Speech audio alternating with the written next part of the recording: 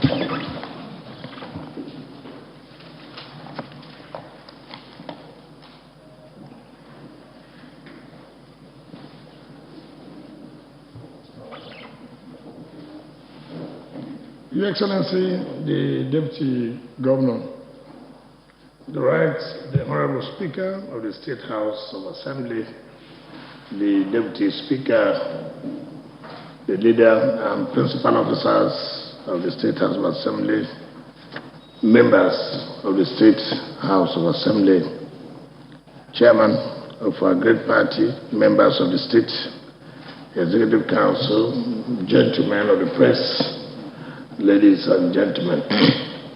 Let me, on behalf of the Executive Council and on behalf of the government and people of the state, most sincerely, with gratitude, thank the Speaker and members of the House for knowing fully well what is expected and what our people want.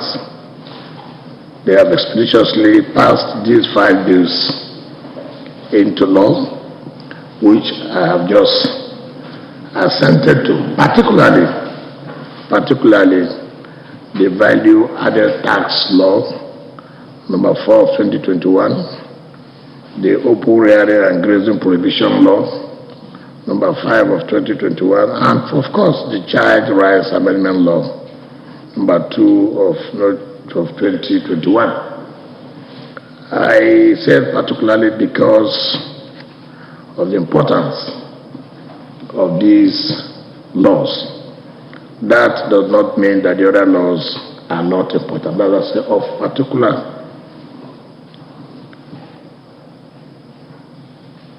Just recently, the Federal High Court gave judgment that it is the responsibility of the states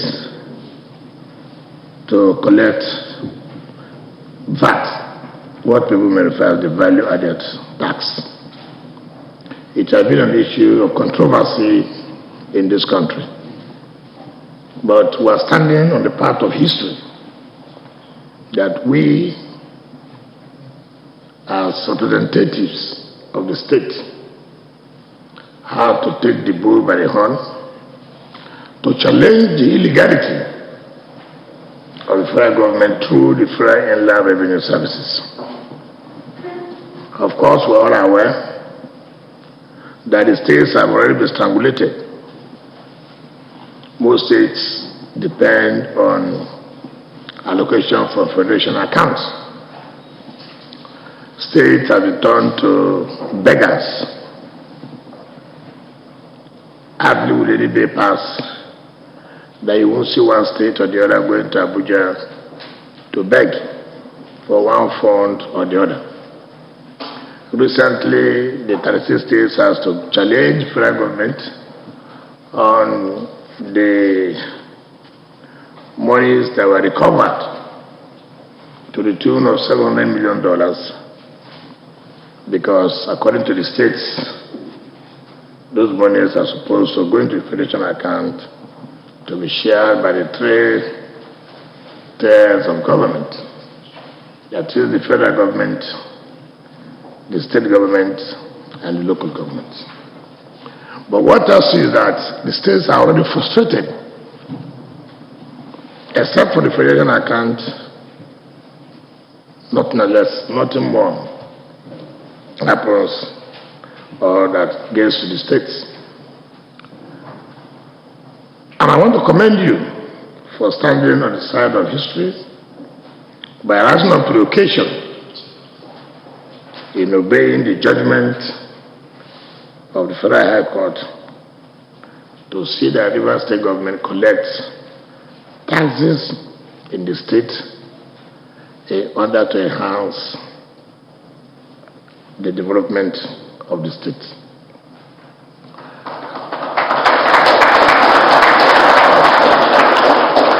Federal Inland Revenue Services has carried out the agenda publicity, blackmail, to making sure that other states do not support the idea of states collecting VAT.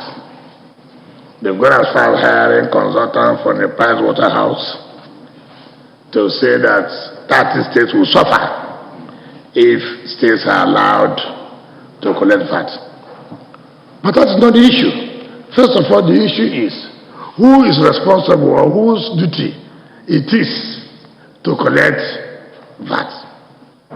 Let's talk about the constitutionality of it first, before I talk about who is going to suffer or who is not going to suffer. Is it your responsibility to collect? If you know that the states are going to suffer, for example, but it is not their responsibility, then you now ask, what do we do to amend it to make sure that states do not suffer? But if, as it is today, the law is whose responsibility it is to do this job, that is the simple thing. And again, that propaganda cannot work unless to those states who do not understand the antics of Federal Inland Revenue Service. You claim that through VAT, it distributes funds to states. Take, for example, you distribute 300 million naira, for example, to state aid. And that if this is not done, state A will suffer. That is not correct. It is not correct.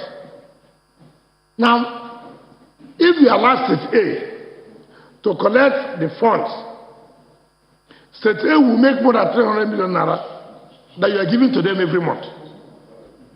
Take, for example, we awarded contracts to companies. Within the last month, we paid over 30-something billion naira to contractors. And 7.5% we now deducted from that and to be given to FRS.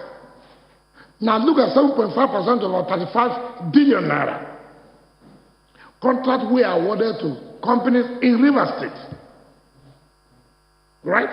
You are talking about almost 3 billion naira only from that source. Right?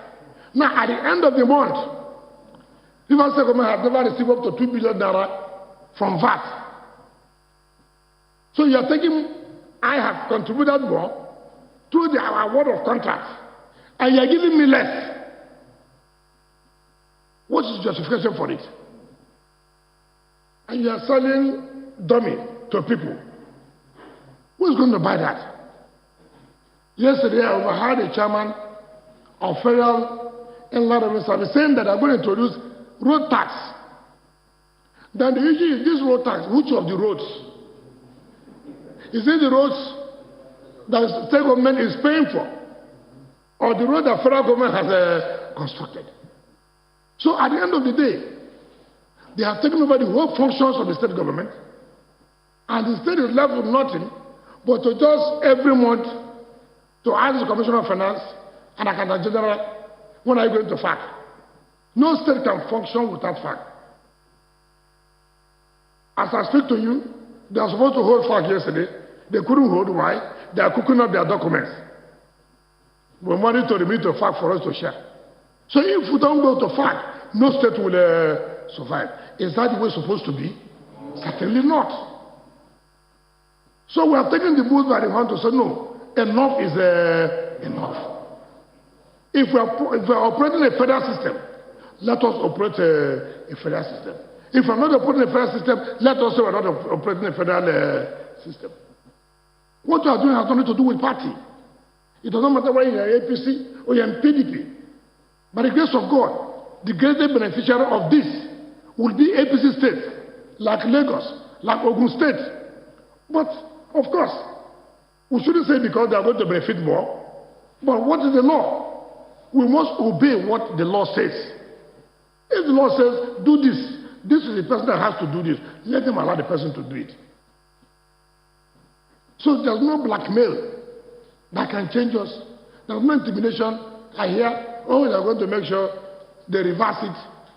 That is not our business. We are not doing it because we want to win. We are doing it because what is not legal is not legal. And somebody has to rise to the occasion to challenge the illegalities in this country. And I'm happy that River State has done it.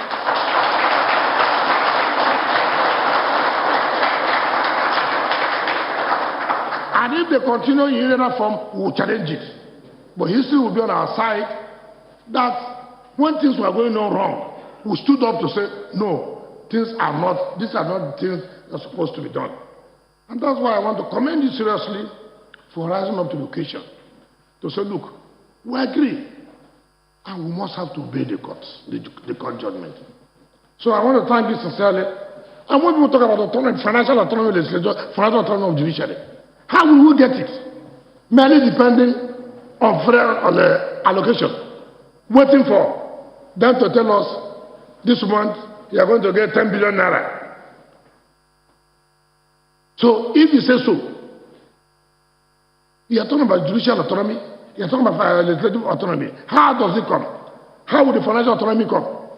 When we cannot on our own raise our own funds. Every governor now wakes up in the morning, then they go to Abuja, shake hands with Mr. President. Mr. President, I had a flood problem. It will cost me 300 million naira. That's what the governor will leave his state to go to federal government to say, Mr. President, I have this problem of 300 million. And Mr. President was okay, I will do it for you. Then he comes out from Mr. President's office, he addresses the press. As I speak to you now, Mr. President is doing well for this country. I mean, what kind of system, what kind of country are we talking about? So the state are emasculated, nobody can say anything, nobody can do anything. You must go and beg. What about those of us who don't have the contact? I don't even know the phone numbers of those that will reach. So what will happen to River State? Enough is enough. If the country, we are talking about democracy, what is democracy? Without rule of law. What's rule of law? Without relying, obeying on the constitution of the land. So, if you know what you've done, you've created history for yourself, it doesn't matter whatever they will do. Let them go to the appellate court and set it aside. It's their business. Let them go to the Supreme Court and set it aside. It's their business. But let it be. We have done what we're supposed to do. Those of them that are supposed to say, yes, this is the correct position, and they say they will not do it, let it leave them their conscience. But that we cannot allow this thing come. How can you say you are taking 4% because of the structures yourself to collect this revenue? What is it? What is the structure? And the state government is paying to contractors, we are deducting the money. Then we are remitting it to you. So tell me what work he did. This is fraud. This is fraud. How can you tell me 4% of collection charging? Operation. What is operation? Okay, let's take that from the initial time, software of this and that, yes. After that, what happens? What happened? Did you set up the software for us in the state? So people must come out to speak to. If any state is not in support of this, then we must check. Something must be fundamentally wrong with the leadership of that state. If any state government does not support this, then we have to check that the citizens of that state have to go and re-examine what is going on with their leadership. So I want to sincerely thank you, and we are going to stand by it. And today I've told the chairman of the River State Revenue Services to send demand notices to all the companies. And of course, we are going to forward today our data to Mr. Speaker for the withholding tax. And I urge you, with the speed you pass this value-added tax, to also do same for the interests of the people of the state. I'm not going to be governor forever. My term is almost expiring. But people will come. When the next government comes, what are they going to use for any development purpose? What are they going to do? Just to be dependent on federal government. Now we're talking about oil. If they are part of the Petroleum Industry Act, and which has unbundled NNPC. So, it's no longer going to be the same. in terms of what NNPC will remit to the Federation account. Every state has to look inward on how to survive. All those areas that the law allows us to collect revenue, we will make sure we do that for the survival of our state. Those states that said no, they will shut their eyes because they are in government, I wish them good luck. I wish them good luck. Let me also commend you for the open rearing and grazing prohibition law. It is no longer a story. All of us know what our people have suffered in terms of this open grazing. Today, all Nigerians have come to accept the reality. Open grazing is no longer fashionable. Even our brothers in the north have agreed. So many of them have agreed that yes, it's no longer fashionable. We must have to say, look, you cannot allow these herdsmen, cattle that are going to our farms to destroy our farmland, having problems with our farmers, fighting, killing themselves. No, we cannot. People don't want to face the reality. It is not these poor cattle that own the cattle. These are big men who own the cattle. So people should speak the truth. Cattle rearing is agriculture. It's business.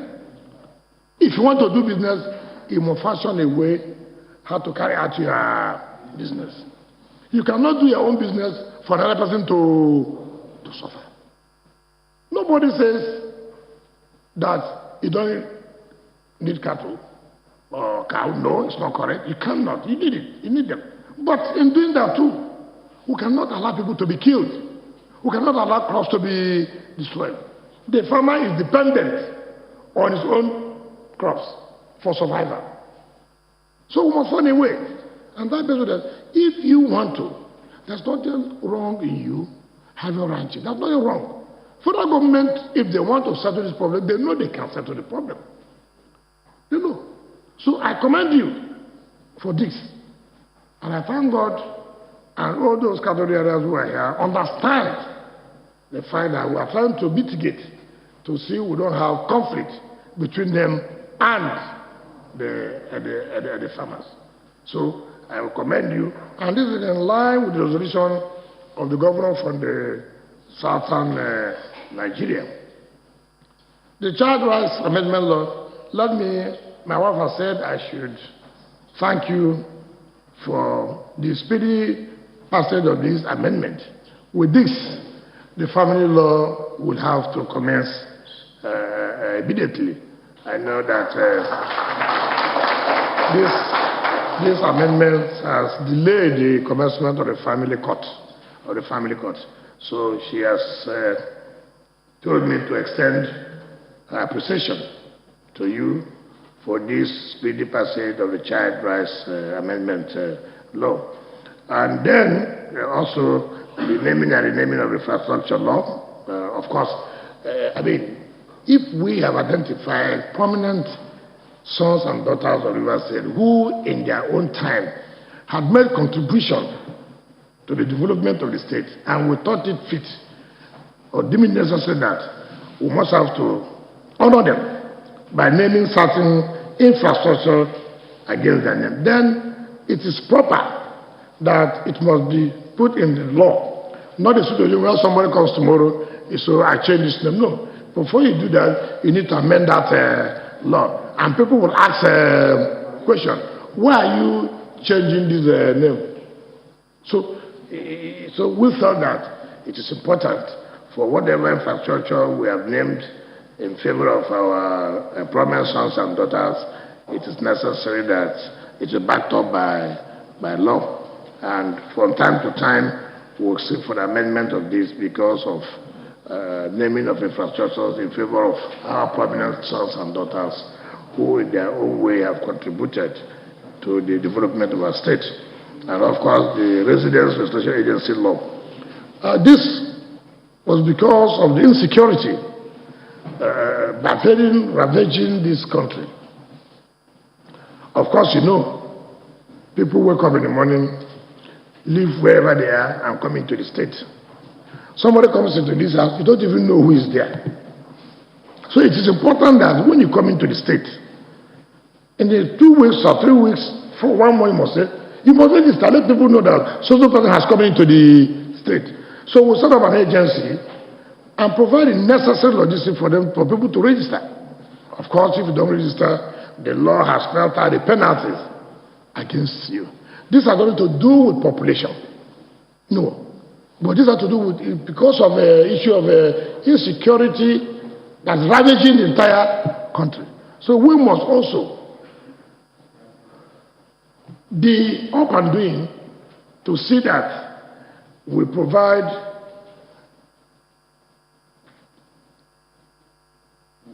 opportunities how anybody who comes in will know that Mr. Z is in, Mrs. B is there. This is the work he or she does.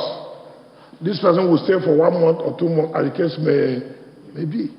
Landlords will take note of, look, how many people in this house? I rented this house to Mr. Z, but there are 15 people in this house now. Who are they? And government will be able to know, so that we begin to know who has come in, who is leaving. It has not to do, it has no conflict with the function of the population commission. No, it has not. That's why people should understand it. This is not counting the heads of people, but rather this is knowing people who have come into the state and where they are living, so that we'll be able to trace or track whoever may be involved in one crime or the other. Once more, on behalf of the Executive Council, let me thank the Speaker again and his team for a job well done, and say that the synergy between the legislature and the executive is for the interest of our state.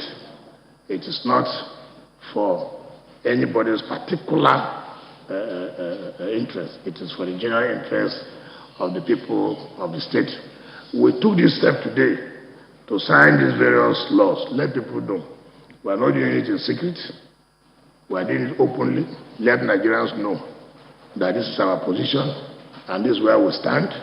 We always believe in standing on the side of history, and when history will be written tomorrow, we will not regret all the actions that we took today.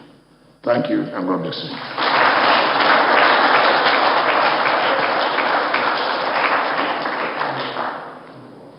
Your Excellency, with your permission, we are respectfully invite the Speaker of the House of Assembly, Right Honorable Green, to respond.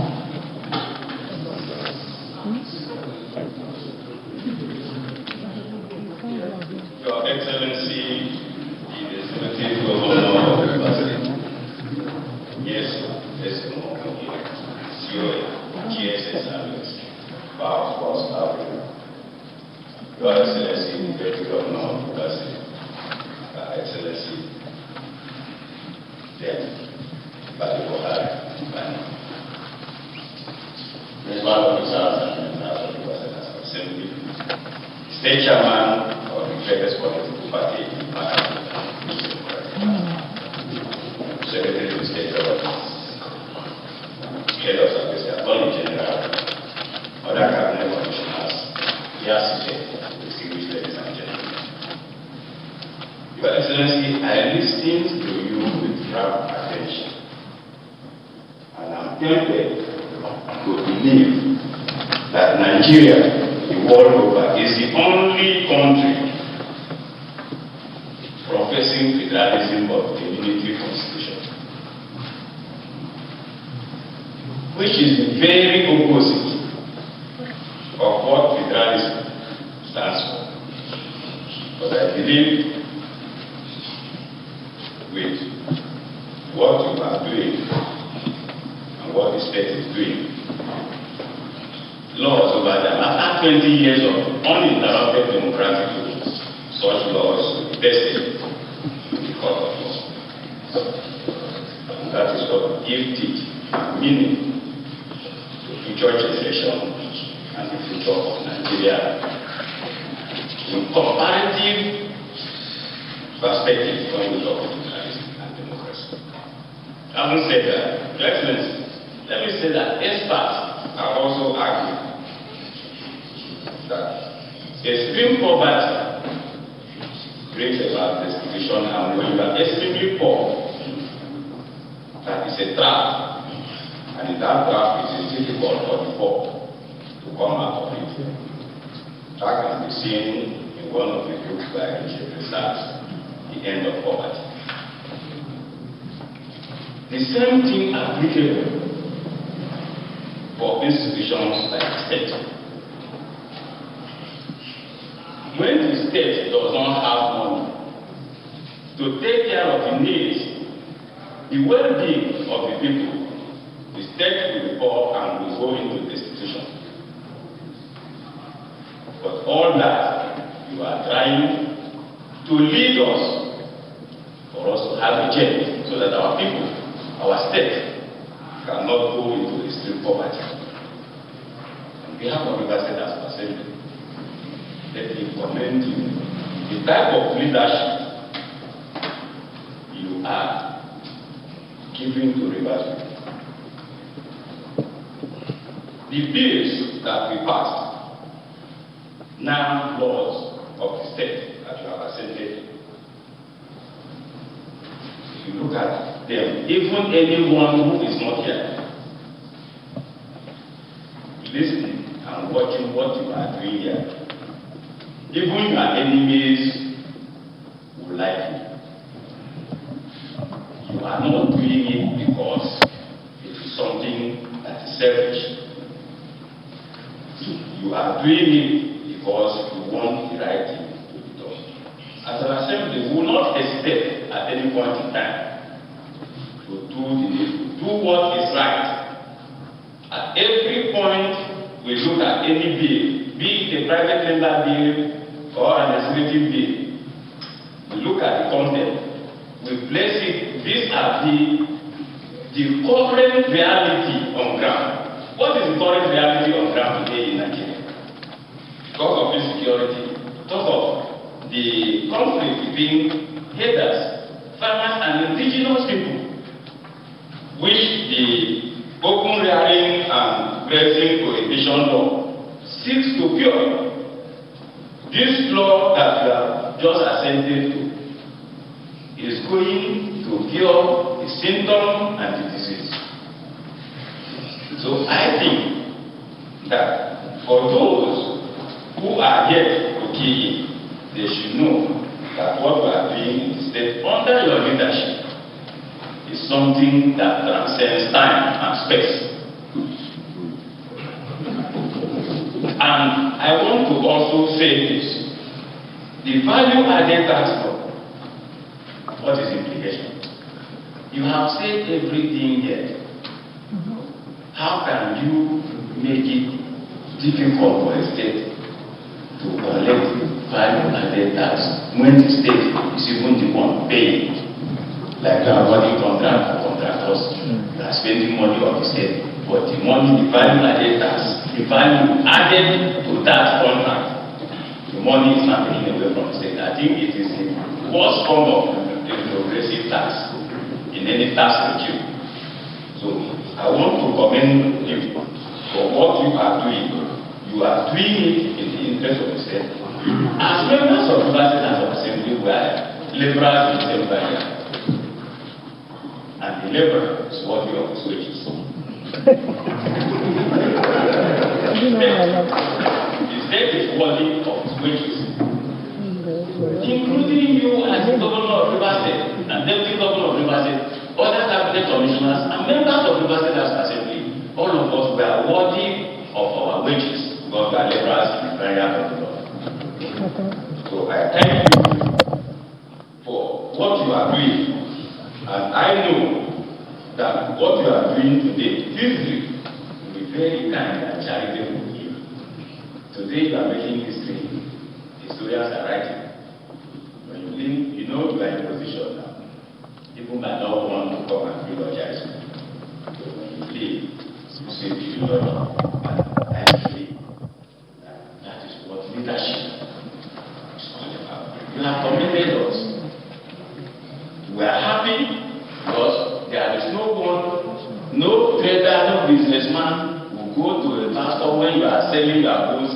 making money to come and ask pastor to come and pray for me. Why am I saying?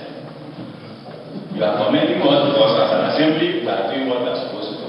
And we are also giving that back to you because you are doing what you are supposed to do with your cabinet commissioner. You are able deputy governor.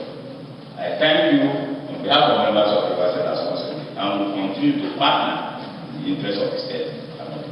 Thank you.